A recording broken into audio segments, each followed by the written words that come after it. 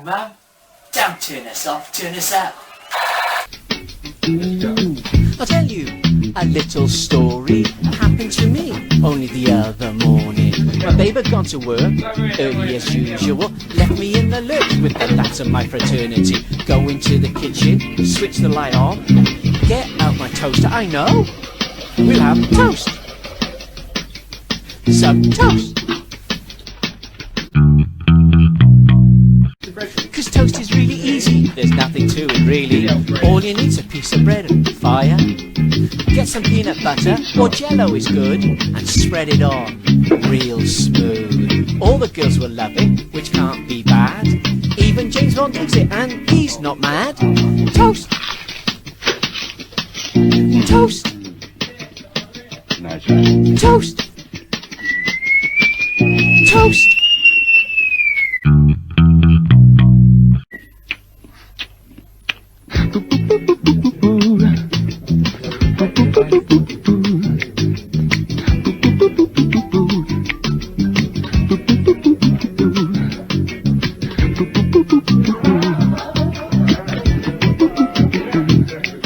That's toast.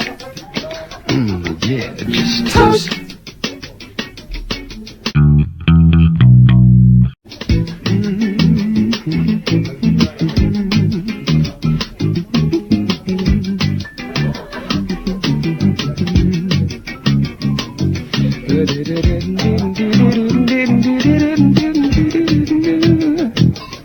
That's toast. Just toast.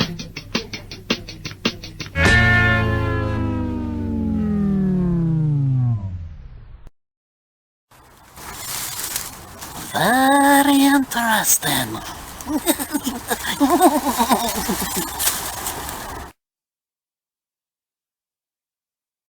I am happy to join with you today in what will go down in history as the greatest demonstration for freedom in the history of our nation.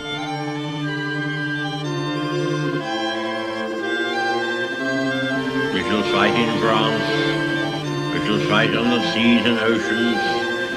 We shall fight with growing confidence and growing strength in the air. We shall defend our island, whatever the cost may be. We shall fight on the beaches. We shall fight on the landing grounds. We shall never surrender. And if this island or a large part of it were subjugated and starving, then our empire beyond the seas, armed and guarded by the British fleet, carry on the struggle.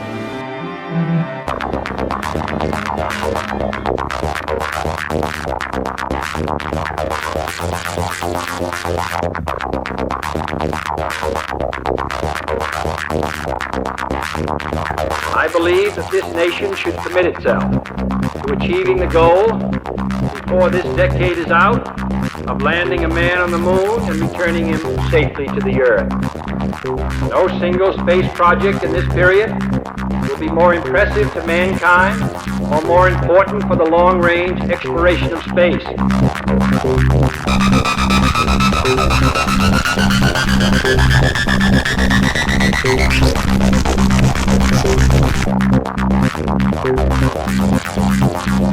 It would be a mistake for others to look upon Berlin because of its location as a tempting target. The United States is there. The United Kingdom and France are there. The pledge of NATO is there.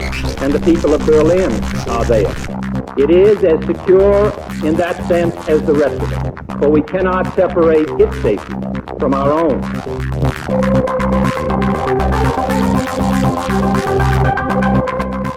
My fellow citizens of the world, ask not what America will do for you, but what together we can do for the freedom of man. Colonel. What's that? I'd appreciate if you would address me as Colonel or Sir. I believe I've earned it. Defense counsel will address the witness as Colonel or Sir. I don't know what the hell kind of unit you're running here. The witness will address this court as Judge or Your Honor. I'm quite certain I've earned it.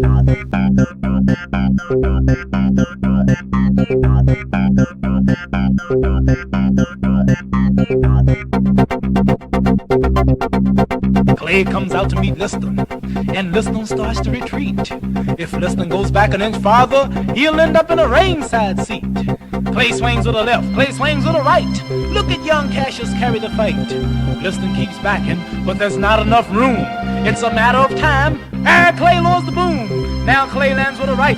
What a beautiful swing! And the punch raises the bear clear out of the ring. Yes, the crowd did not dream when they laid down their money that they would see a total eclipse of the sunny.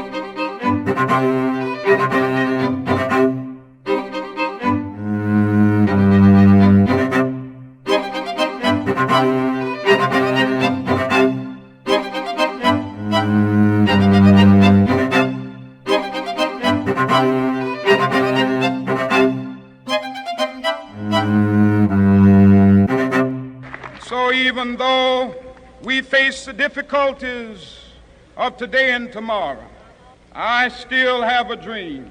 It is a dream deeply rooted in the American dream. I have a dream that one day this nation will rise up and live out the true meaning of its creed. We hold these truths to be self-evident, that all men are created equal.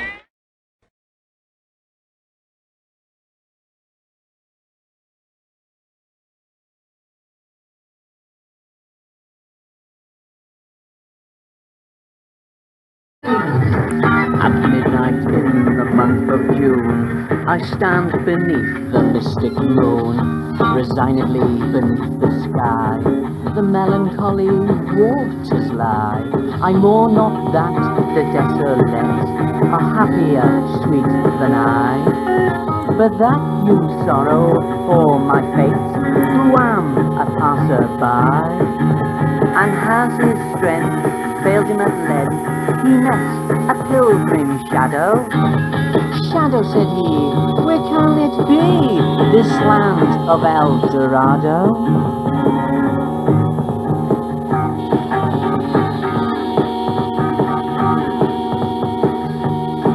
In 1809, Edgar Poe is born in Boston, USA. His mother dies and he is adopted by the John Allens and christened Edgar Allan Poe.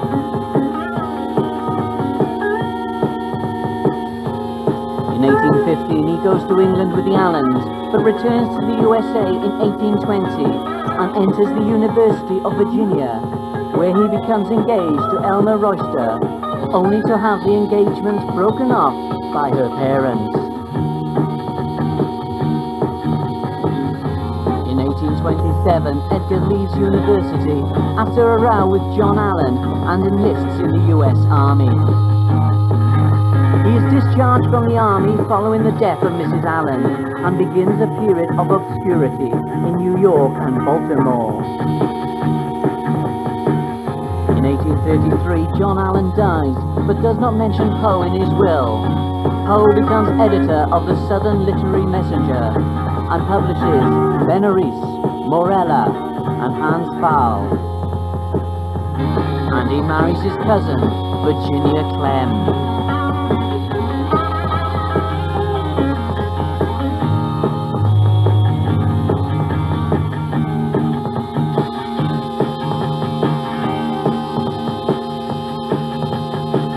In 1841, Poe becomes editor of Graham's Magazine and publishes The Murders in the Rue Morgue, A Descent into the Maelstrom, Tales of the Grotesque, and The Man of the Crowd.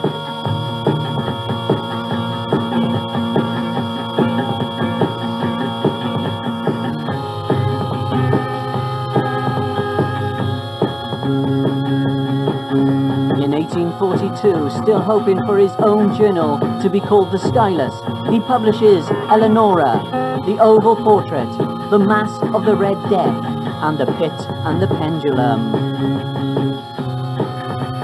In the same year, he moves to New York, which is to be his home for the rest of his life, and publishes The Balloon Hoax, The Premature Burial, and The Oblong Box.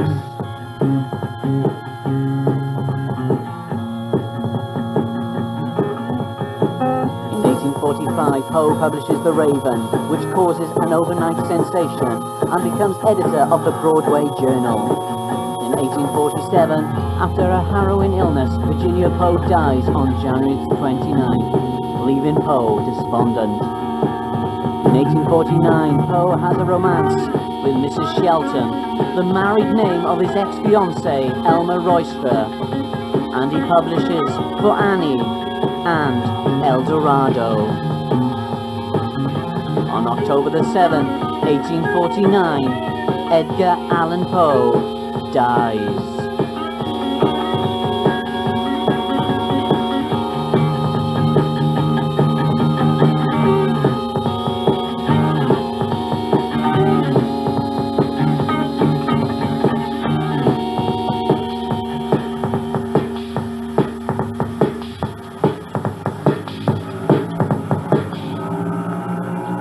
At midnight in the month of June, I stand beneath the mystic moon. Resignedly beneath the sky, the melancholy waters lie.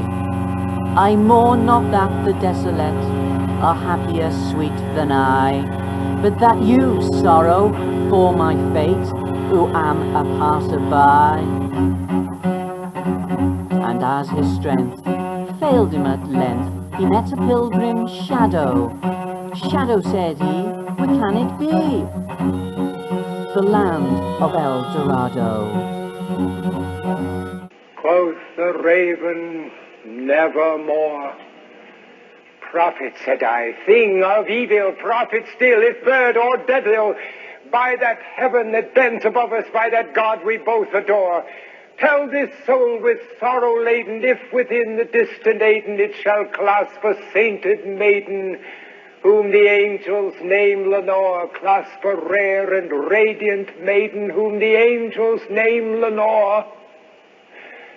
Quoth the raven, nevermore. Be that word our sign of parting, bird or fiend, I shrieked upstarting, get thee back into the tempest and the night's Plutonian shore. Leave no black plume as a token of that lie thy soul has spoken. Leave my loneliness unbroken. Quit the bust above my door. Take thy beak from out my heart, and take thy form from off my door. Quoth the raven, nevermore. And the raven, never flitting, still is sitting on the pallid bust of Pallas just above my chamber door. And his eyes have all the seeming of a demon's that is dreaming, and the lamplight o'er him streaming throws his shadow on the floor. And my soul from out that shadow that lies floating on the floor shall be lifted nevermore.